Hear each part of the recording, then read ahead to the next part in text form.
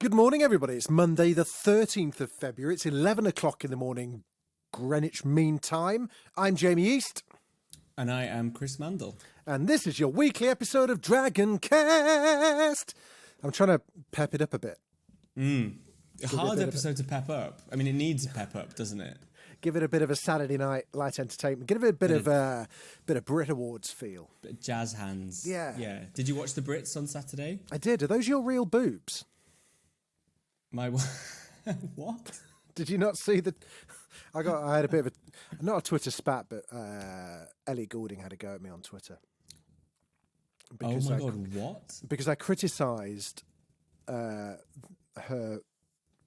moment on the Brit Awards with Tom Grennan. Did you see that? I did. So we watched it on catch up. So we weren't watching live, which meant I wasn't twittering and tweeting. Okay. I was delayed. So I was doing my usual gobshite routine of just live tweeting it and just getting stuck into everybody. I forgot that Ellie Goulding followed me on Twitter. Oh no, Jamie. So I put on Twitter, I was like, these two are going to be fucking mortified for the rest of their lives over that, and like put a video clip of like that exchange, which I just thought was just really grim. Yeah. And she just replied like at 3 o'clock in the morning saying, "Hardly." But yeah, I got the cold shivers, like, because I actually hate confrontation like that, and I don't like slagging people off. And I didn't really think I was slagging her off personally, but I got lost in Twitter and you forget that you're talking about real people sometimes. You know what I mean? Yeah, I get that. But also, She was, you know, it was pretty great. Call a wooden spade, right? Like, I thought the thing with those, when you get presenters doing an award together, it's always like they've rehearsed it once. Oh, they're looking at different in cue cards. I just it was awful. All of them without exception were awful. It's just often like the pairings are just so inane as well. It's like, it was the footballer with there was a footballer at the beginning, and he just looked at him, and they had Ryan from Happy Valley. I couldn't believe they got. Like, I couldn't believe. How much do you think people get paid to present an award? Nothing. I wouldn't imagine you get paid anything. It's all PR, isn't it? It's all promo. Yeah. Sorry, I'm eating a CBD gummy. Sorry. Are you? At 11 a.m. Yeah. Why not? I suppose. Yeah. Fair play. It's not a spliff. No, I know, but like, aren't they for calming you down a bit? Are you like, I've got to get them in, get through the afternoon? Yeah, it just keeps me on an even keel. One now, one before bed. They sound nice. Which is nice. Yeah, I thought the Brits were, sort of mostly enjoyed it. My Rob, as you know, works in the music industry, so it's kind of a bit of a busman's holiday for him, sort of seeing it all. And he goes most years, but he wasn't there this year. And it was a washout. I thought it was grim. I thought it was better, but I tell you what I don't love is and again, not getting mean about anyone, but I hate the like, let's get other people that work for ITV, let's see what they're up to. You know, it's just like, I'm not going to slag anyone off because a lot of people on there were my friends, but you know, I love Roman Kemp to bits, lovely fella. I didn't need to hear from him 3 times during a 1 hour show. And didn't you think also, I mean, we were talking through it and eating through it, but it's a sort of suspicious lack of interest in the musicians. When I just wondered if some artists are like, you cannot come over and talk to me at the. Do you want to know what I really thought about it? I thought what? My niggling thought at the back of my head all the way through, and this is not directed to anyone in particular or anybody that spoke on television or appeared on television. My initial thought was, wow, cocaine is really back. Yeah. There was a lot of fidgeting going on there. It's one of those things where it's like, you know, you can't have everyone, you can't give everyone uppers and then try and record them on live television. It's like you can do one or the other. Yeah. I sort of, I don't know what they can do to make it better, because like, I thought the performances were fine. I thought they were decent. I thought I didn't have a problem great. Wet Leg were great. I thought Harry Styles was a bit lackluster. He didn't seem very happy to be there. I actually did I subtweeted Harry Styles while I was watching it. Didn't name him by name, but I said, if you have a song where the chorus, you go and hit a really high note, and that's the really good bit of the song, and then you can't do that live, so you go down an octave instead. It's Robbie Williams' Angels situation, isn't it? It's like, don't write a song where you go up, and that's the really good bit. That's what everyone wants to hear. They want to go, it's not. Do you want the boring answer for that? Do you want the boring answer? Is it because he can't actually hit that note? No, it's not really. What it is, it's because he's in the middle of like a huge world tour. So so if he only had to sing that once a week, he'd go for it. But they have like he'll have a vocal coach on tour with him. Yeah. And they will just say, you cannot do that 4 times in that song every single night for 2 years and expect to make every show. So it's more important. So here's, they look at it and go, you know what? It's more important that you sing it. It's more important that you do every single show on this tour rather than hit those 3 high notes every night and screw your voice up. That's boringly what it is. And you'll find that most of them do it. Bono does it a lot. They all do the hold and through it, and hold the mic out. I hate it. I hate it. I didn't too. come here. You feel shortchanged. I can sing it at home for free. If I'm going to see someone in concert and they make me do the chorus, I'm like, that's not what I paid for. I know. Speaking of music performances, did you watch Rihanna's Super Bowl? Have you watched that show yet? I haven't yet. Haven't you? I haven't had time yet. I will watch it on my way. Busy boy in the mornings. And it's only 13 minutes, but I'm like, I haven't got a minute to spare. Wow. I heard sort of mixed things about it. I thought it was great. Sassy, rocked up, no gimmicks. I was hoping that Tom Holland would appear to do the umbrella dance. The umbrella. That would have been amazing. Yeah, I like the fact that she's not like, because some of them it's a bit like, I'm just going to get 1,000 dancers and it's all like Olympics closing ceremony energy. And I like that she's not done that. I think that's quite something. So good for her. I will watch that later when I'm having my lunch. Okay. I'll pop that on. What about, talking about what people have paid for, well, not that people are paying to listen to this, but people aren't listening to this for music programming. What has been your drama consumption? Or quality drama consumption this week, Chris Mandle? Really? What have I been watching this week? Well, we actually watched a film last night, which we don't watch a lot of films. We watched David Copperfield. Oh, okay. Which came out a few years ago, but I've with never seen it. With your man Dev in Patel. it. Dev Patel, Gwendolyn Christie. It is absolutely amazing. Like, I'm not really like into these like Dickens adaptations generally. Armando Iannucci did it. It's really funny. It's a bit camp. It's also really cohesive. It's honestly, and there's like 38 amazing actors in it. You keep being Tilda Swinton's in it. Wow. Paul Whitehouse is in it. Like, Daisy May Cooper. I have seen this. It's so good. It's so good. So we watched that last night. What else have I been watching? Last of Us, I'm a bit behind on, I have to say. Okay. Just can't find the time. There's lots fit in. And I talked last week about Search Party, which is this American half-hour thing. It's so good. Anyone who's needing a half-hour thing, get involved. But obviously, we finished The Sopranos, and we are yet to start a big hours-long thing. You're still taking a pause, Yeah, we're gonna do. I don't know what we're gonna do. What about you? What's on your watch list at the moment? I started watching season 2 of Your Honor. Did you watch season 1 of Your Honor? Bryan Cranston one. Yeah. No, I've never seen it. But when it came out, I got sent a bottle of whiskey. Is it something to do with whiskey? Does he drink whiskey in it? Maybe. I think so. Rum? Possibly. I don't know. I got something. Anyway, okay. How is that going? It's really good. I mean, he's just so watchable. You could literally watch him read the telephone directory, couldn't you? Because he's just got a great voice. He essentially plays the same part, it's Walter White, just in a different kind of circumstance. He plays a judge. I don't want to do any spoilers because it probably wasn't the huge hit first time around. The first season is on Sky Atlantic, although it may have all moved to Paramount Plus now.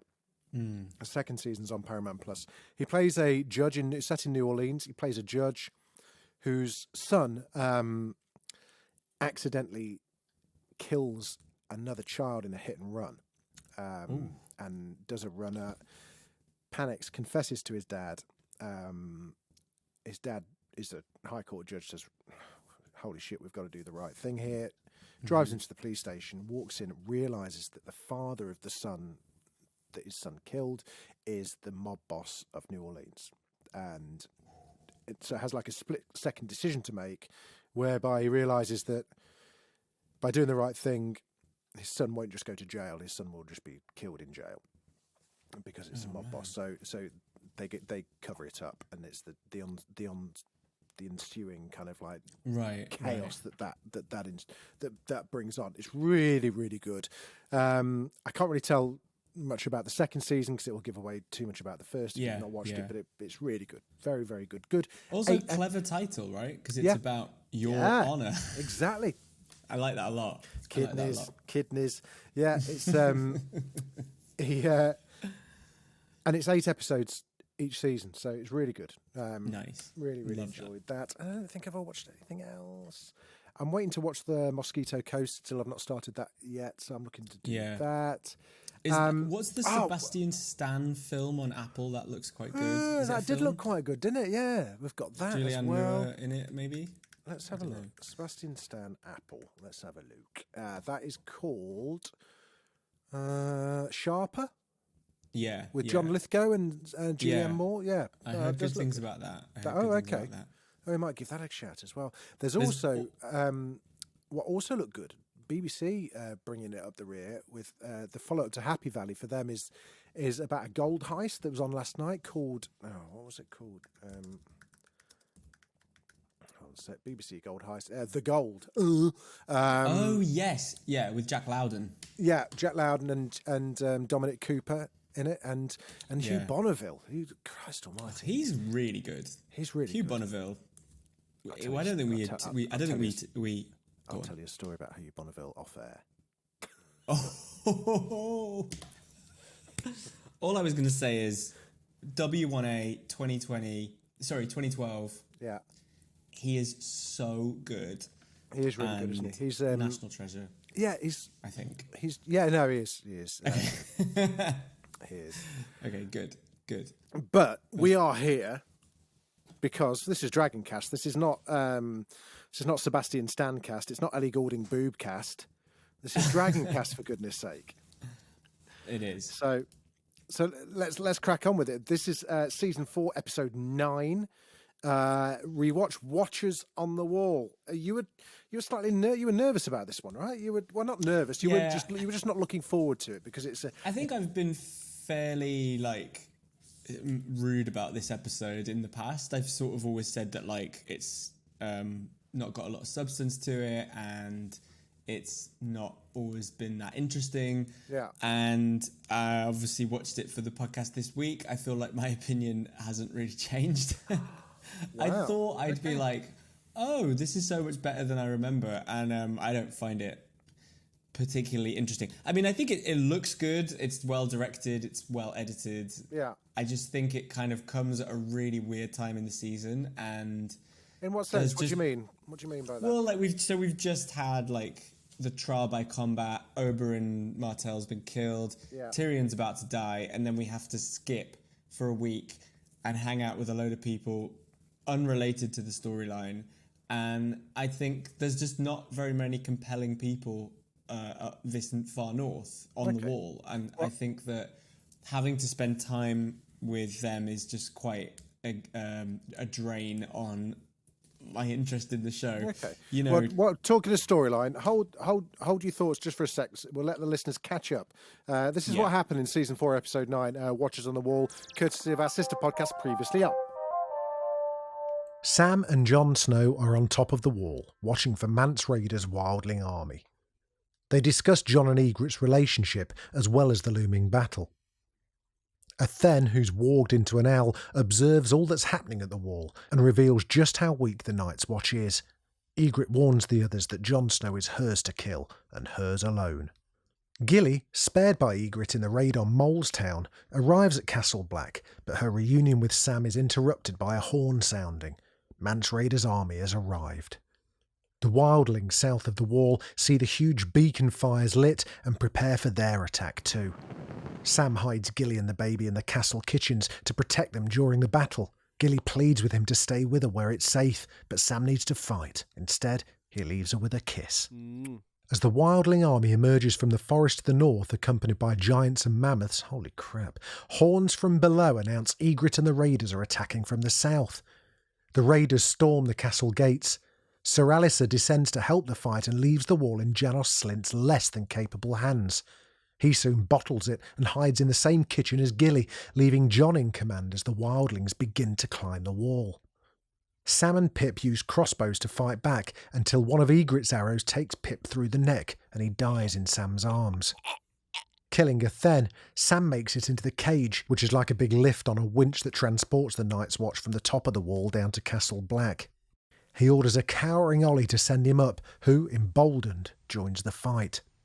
Barrels of flaming oil pour down on the giants and enrages one enough to lift the outer gate. In the tunnel under the wall, Gren and 5 men face the giant. They recite the vows of the Night's Watch and bravely meet their fate. Jon Snow joins the fight against the wildlings, facing the largest and most brutal of the Thens. Ygritte spots him and takes aim but doesn't fire as the Then batters him. Jon Snow fells him with a hammer, only to come face to face with his love preparing to fire at him. She hesitates for a moment. Jon smiles lovingly at her, just as an arrow pierces her heart. Ollie, holding the bow, nods to Jon, proud of his kill. Ygritte takes one last opportunity to tell Jon Snow that he knows nothing, and the world weeps. The castle is saved from the raiders, but the huge wildling army beyond the wall remains. Jon passes through the tunnel, stepping over the corpses of Gren and the giant he killed. He's going to kill Mance Rayder. Okay, we're back in the room. So, carry on. So, do you not think that, though, that this was just this was kind of necessary in as much as, like, a lot of the action in the past few episodes have all been King's Landing. They've all been kind of like Oberyn led. Definitely. And we have to remind people that winter is coming. Yes, definitely. It's a definite, it's an important part of the story. We need to get the animosity between the wildlings dealt with so that we can deal with the real threat. So I think in some ways, part of it on a rewatch, on a retrospective level, I think that part of the problem is it's in episode 9 and we're used to the episode 9s being game-changing, pulling everything together, and this doesn't really do that. I think what's really interesting is You just don't like Ginger Minge. No. Do you know what, though? There's that... I mean, we'll get through the whole thing, but Ygritte's death, which I thought was going to be the moment of, real strength and, a really powerful human moment. Yeah. And she just comes out with the Jon Snow line when she dies. And I think that is so wasteful and so... It was a bit cringe. It's not as... They've made it into such a big deal. I think people were probably tweeting it around that time, in season 3. So I think they've just thought, let's just get it in as much as we can. But the bit about, I wish we'd stayed in the cave, I was like, oh my God, that's really powerful. And she's going to do this really sort of nice, passionate thing. And then she goes out with, you know nothing, Jon Snow, and then dies. I was like... What a waste. It's almost feels like the show doesn't know how to be sincere, so it just goes back to snark. And I thought that was a real shame, because that's the thing, the Jon and Ygritte thing is humans, it's about love, it's about two sides of a conflict that aren't going to resolve. It's so integral to this feeling like it has a beating heart, and I thought it was such a cop-out having her do a little one-liner. Yeah, no, I know. It was fan service, let's be honest. It was, and that's definitely something that we're noticing. That, one of my most treasured possessions is an MP3 of Rose Leslie saying, you know nothing, Jamie East. I mean, that's if someone was cool, if someone was to get me a cameo for my birthday, I'd like Rose Leslie saying, you know nothing, Chris Mandle. Yeah. I would love that. But yes, it was a weird one, wasn't it? Because Ygritte's character couldn't have continued because Jon's destiny did not include that. It always had Daenerys in the crosshairs. Yeah. But it also had to happen because it allows Jon to wallow in his mournful, staring into the distance, heartthrob hero kind of role more, doesn't it? And for him to become that kind of lone soldier, forever heartbroken kind of righteous kind of thing. It led to everything.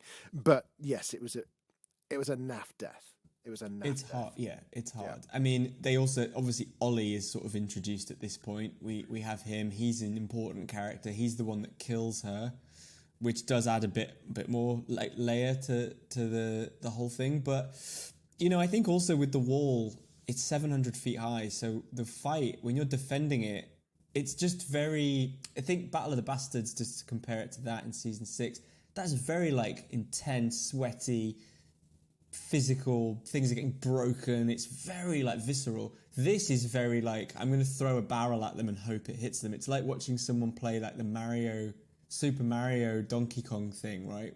And I remember at the time this being quite an accomplished and revered episode.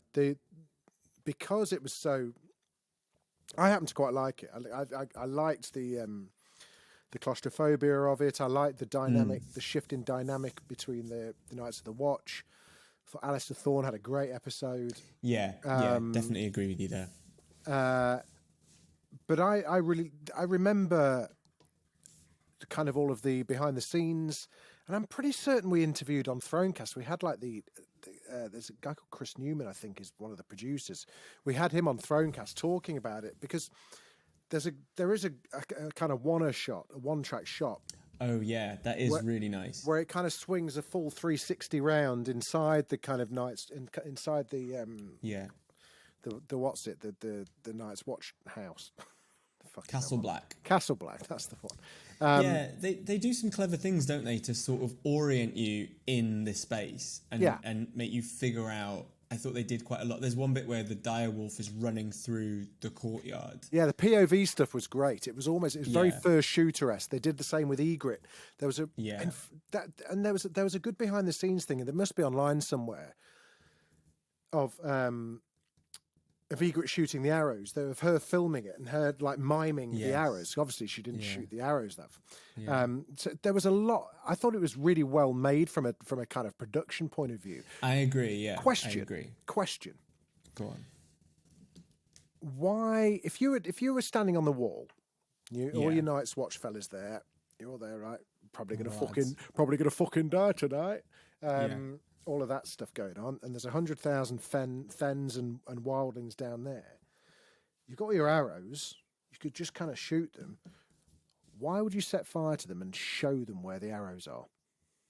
I think, why would they light their arrows to shoot the wildlings? Yeah. I think it's because it's so dark that it helps them see, like, illuminate more, I think. No, I can understand it from a TV point of view, because otherwise you couldn't see any arrows. But if you were shooting an arrow, you don't want them to see it coming, do you? No, I see what you mean. In the book, they set fire to barrels and fire them so they can see, because the army's like half a mile away. They're trying to like see more. And I thought it was similar sort of logic. Oh, I see. They're just trying to light up the general area. Yeah. But it's it's a logistical nightmare, isn't it, really? It is a logistical nightmare. Yeah, the spreadsheets, must have been... Do you know what I really liked, actually? There's one bit where, they've obviously got these barrels full of oil. Yes. That they fling down. Yeah. One of them sort of explodes on top of the wall, and it all sort of... that was hilarious, because it's sort of like... I like the fact that things go wrong, and it does sort of set them back. But, yeah, I think you're right, though, like... The thing about a show like this, where the point it's at in its run, right? It's getting critical acclaim, it's making money. There's actually nothing wrong with them just going, let's just do a really expensive battle. Yeah. Like, listen, not everything is thinky, and it's a real feat of television production, design. Yeah. Yeah. So I think it does work, and I think it's I guess from a story point of view, it just didn't do it for you. The stuff that I didn't like is things that I didn't like in the book either. It's the thing that is at stake. But with the book, you can just skip through it a bit, and there's a Tyrion chapter, and then you go back to Jon, and you're like, oh, but there's a Bran chapter in a minute. And I think having a whole episode about this. Yes. Also, again, I forgot that Stannis doesn't come through. I thought he came through at the end of this episode. No Stannis. To save the day, but that's in the finale. So I think the decision to have it last more than one episode is also a bit weird. And So it's next week where Mance Rayder bites the dust. No, that he actually bites the dust in season 5. Oh, okay, right. But he's captured. He's captured by Stannis. Okay, right. But I think that would have been good to have in Stannis saving the day, because actually the way that it ends, where Jon's like, I'm going to go out there and meet him myself, and he sort of walks off. It's quite a weird ending for a big epic, and it's a victim of the source material, I think, personally. But yeah, I think again tricky. we found ourselves with an eve before battle chat yet again. Yeah, with the Thens and the Wildings and Tormund and whatnot all sat there. Great warging from your man, the Owl Warger. Loved that. Varamir. Yeah, Varamir, yes. And there was, I think one of the problems, and I think this is our problem, yours and our problem, is that the nature of the way that we're rewatching this, every single episode we're watching, pretty much, with the exception of maybe one, has been an event Game of Thrones episode. Yeah. And I'm feeling a little snowblind from event episodes. They're starting to merge into one. And I think something like this, had we watched the whole of season 4 chronologically, this might have felt like what I seem to remember as being this kind of exciting pep up that it was the first time round. But for us to go from, I mean, Christ, to go from the Red Wedding to blah, blah, blah, to this, to that, to the Mountain of, even though we're watching it chronologically, Mountain of Viper, into this, every single thing that we've watched has had an occasion in it. And it's very difficult to remember how that hierarchy worked in the grand scheme of things. Watching this made me realise how much I love Maester Aemond Targaryen. It's one of my favourite ever characters. Just because I love his voice, and also the fact that his backstory is just the best backstory out of everybody in Game of Thrones, bar none. And we don't hear that much about it either, do we? No, it's an important link as well, because I think it all feels like they're all young. It's all like boot camp, and you've got this sort of victim of like, he kept away when his brother became the Mad King, and he's sort of wearing all the scars of all that, because he's like, we can't intervene, and so it's like all you've got is the wall, like all you've got. And I suppose that's part of it. The reason it's all cut off and we don't see any other characters is this is their entire life. It's what they're here for. Is to defend. And it's good to have some wisdom, because a lot of the adults, they are like arseholes, aren't they? There's comedy twats, really, aren't they? Alistair Thorne, for the vast majority of it, just plays like a nasty bastard. And this one actually had a bit of substance to him and had a bit of leadership. His speech to Jon was great, where he said, that everyone's job is to question what you do, but you can't question what you do. I think he is hardened and he's not pleasant, but I know, I think when he does die, I think it's in season 6, after the mutiny, he's great, because he's like, if I had to do it again, I would do it exactly the way I did it. And I was like, oh, that's great. And then Janos Slynt, who was in the Kingsguard, and Tyrion sent him away. He's awful, a snivelly little weasel. But it's a real feeling of like they're up against it. They said 100 to 1 they're outnumbered. They are, but there were some odd choices. The whole not guarding the back gate. If they were so damn good at it, I think someone said it, either Jon or someone just said it, it's just like, we've got everyone out there like fighting, and we've just left the gate down there, like with no one done it. It's just like. And there's a speech 2 minutes later, they're like, we've defended this wall for 1,000 years. We're not fucking letting them in now. And it's like, well, did he defend it like that? Because that was really poor. It's an interesting, I think the wall as a thing is really interesting, because at this point in the show, nobody south thinks there's any threats. So they don't send them resources. They don't send them prisoners. They don't send them recruits. And so they are diminished and diminished and diminished. And something that I don't know if we've really got the sense of it on our recaps, but like that attack at the Fist in the end of season 2 or season 3, they sent loads of their rangers out to investigate this Mance Rayder situation. And most of them got killed by White Walkers. And then the Craster mutiny, most of them got killed there. So there are literally like 100 people, right? Yeah. And they're used to having, it's all well and good when he's like, oh, we've done this for generations. You probably used to have 1,000 people, or like certainly several hundred.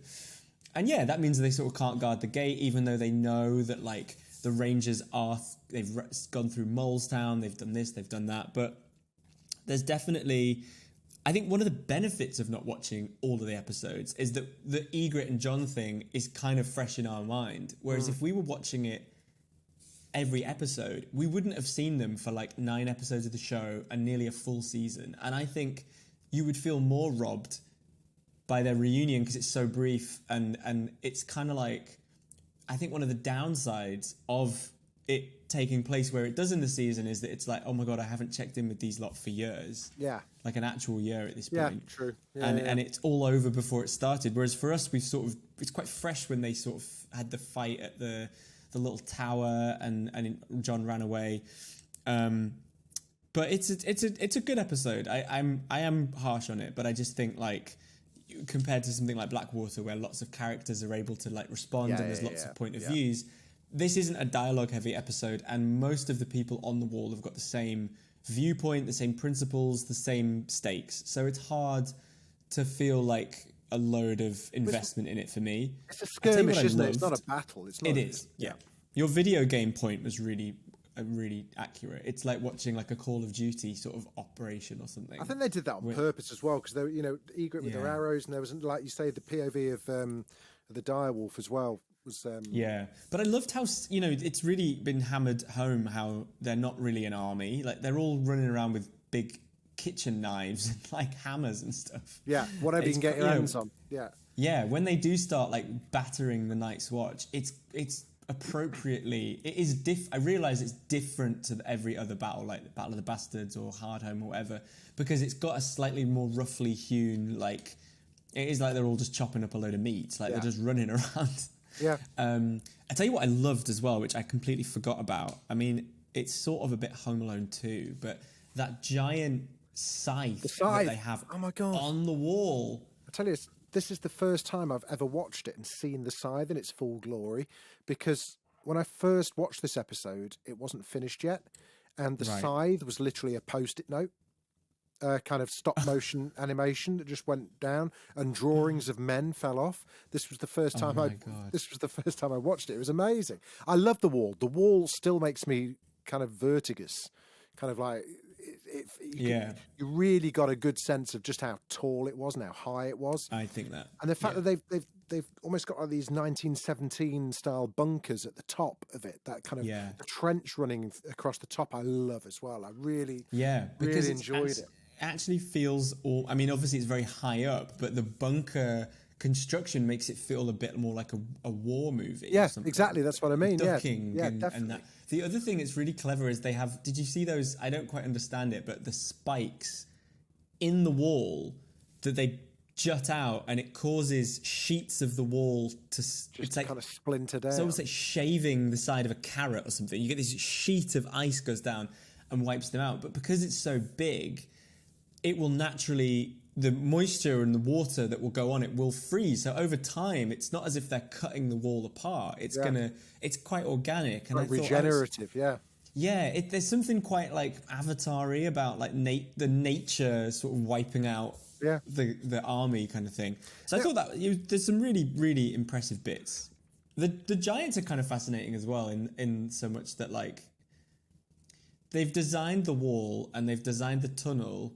And if I were designing the wall, this is a bit like armchair critic, but I would just simply design it so that giants couldn't fit in the tunnel.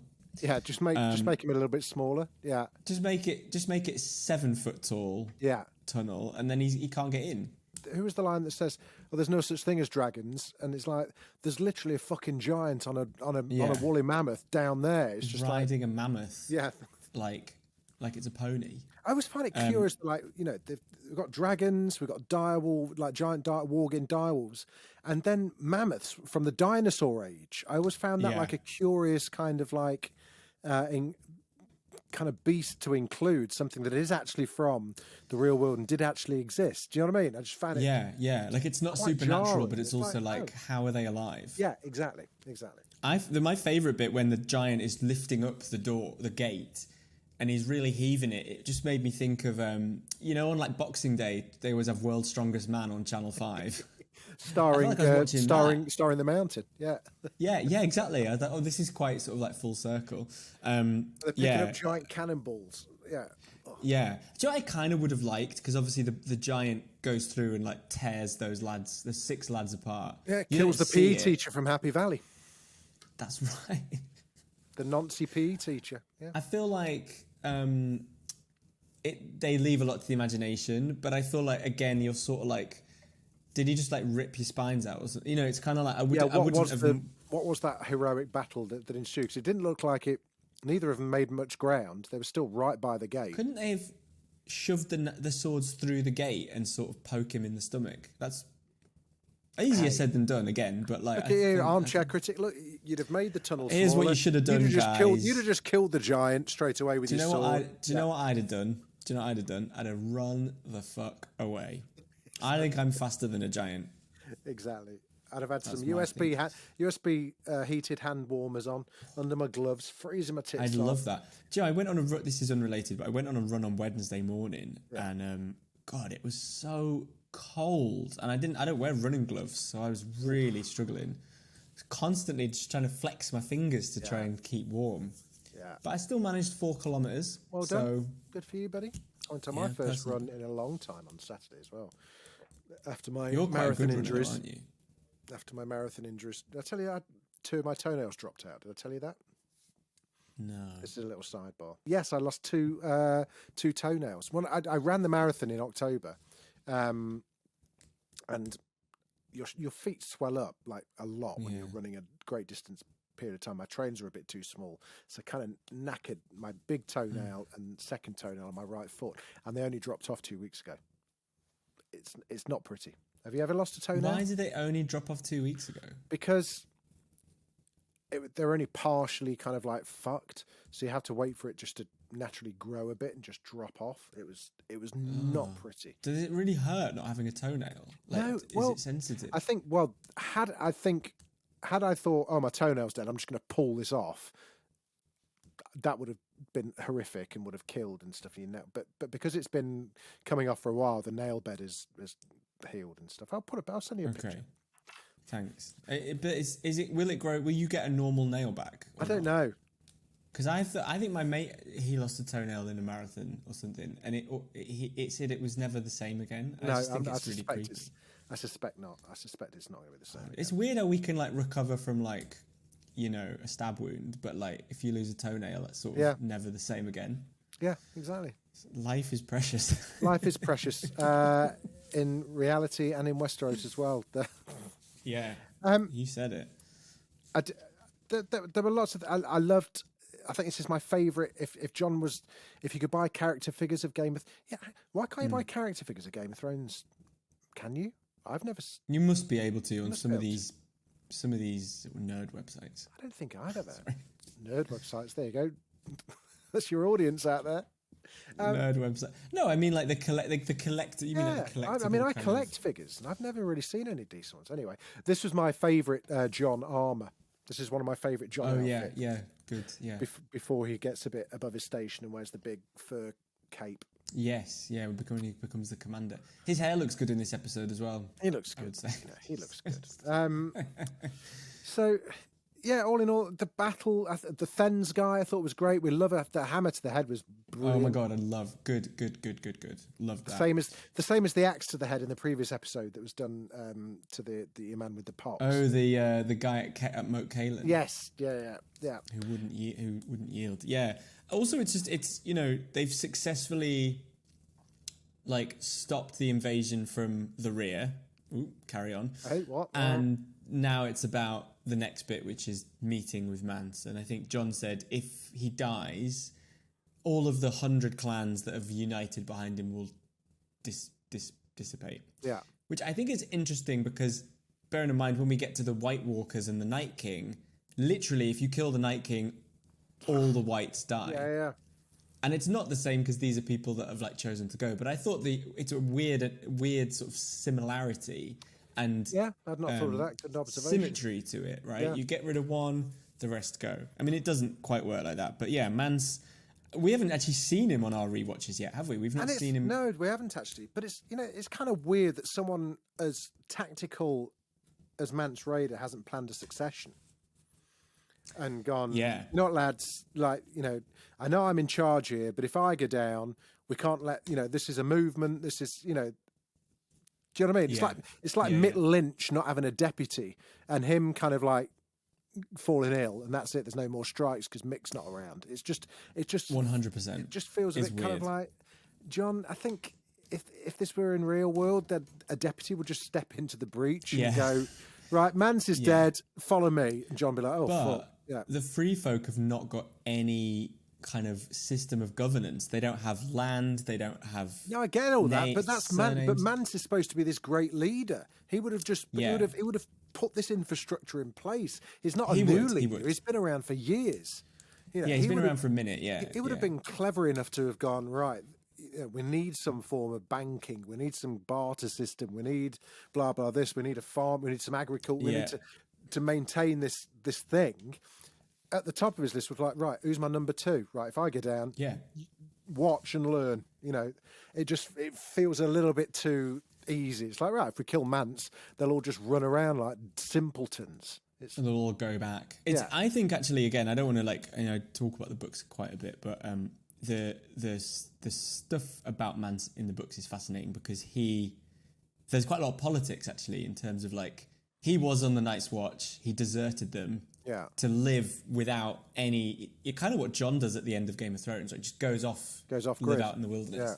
And then obviously with the threat of the White Walkers, he's like, we need to all be on the other side of the wall. And I think the analogies to it's not their fault that the wall was built on that side and they're on the wrong side of it. Yeah. But he kind of does have a wife and a baby. And they start to marry the wildlings into the northern houses to try and integrate them. And it's not the most fast-paced stuff, but I find very interesting. And yeah, he's a really interesting character. I feel like it's a bit of a shame we haven't seen him in any of our episodes yet because I find him just really charismatic and compelling. And Kieran Hines. Kieran Hines is such a fucking great actor as well. So good, so much gravitas, and.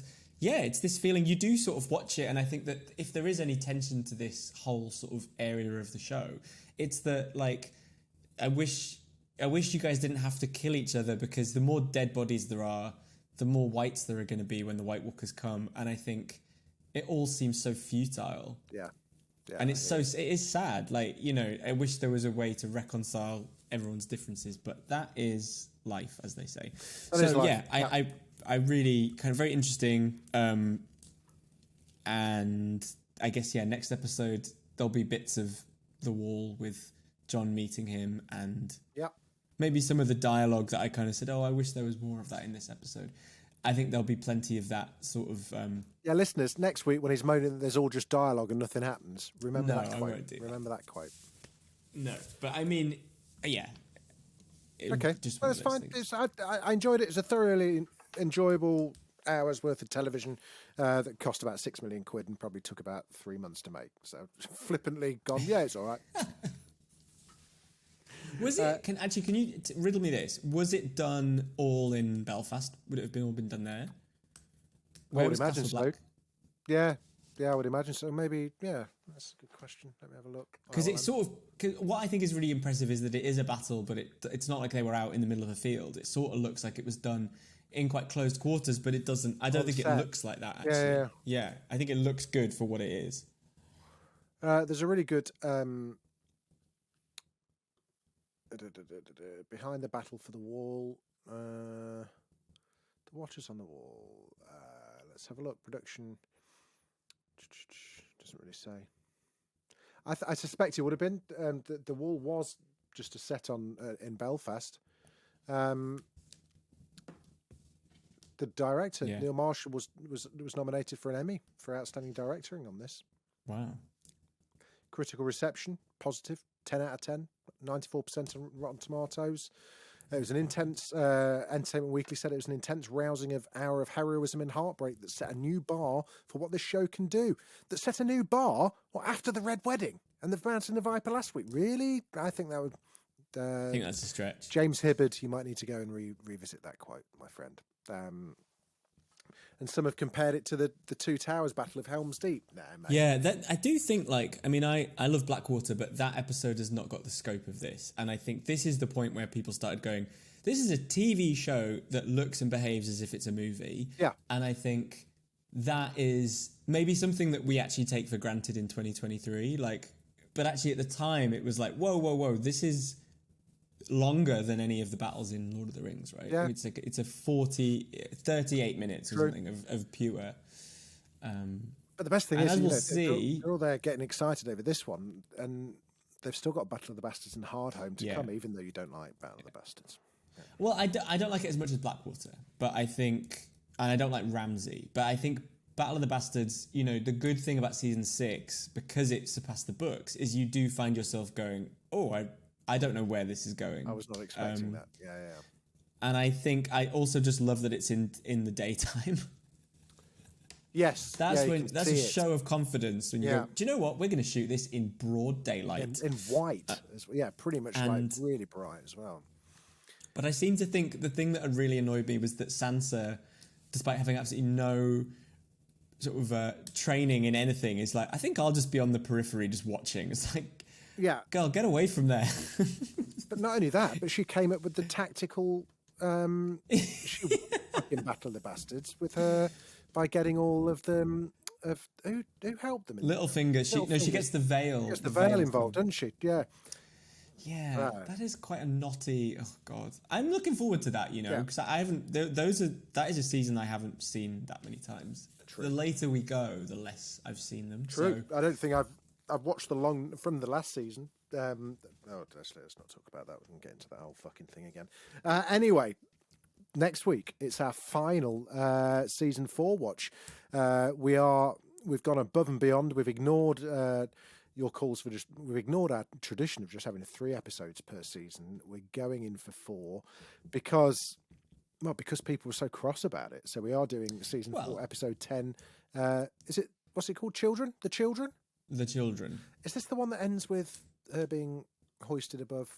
No, that's Misa. Misa, that's it. Okay, fine. Season 3. This is the one. The reason it's called The Children is because we see the children of the forest with Bran. Oh, my favourite storyline. I love this. Wait, do you really?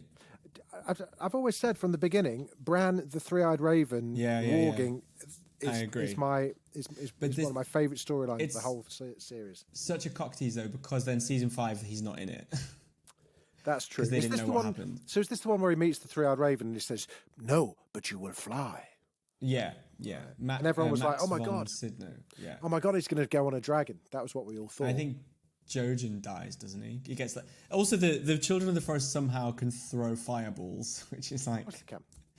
No wonder you don't have a forest left, lads. You've burnt the fucking thing down. Yeah, wholly irresponsible. Creative. It's a really good episode. Yeah.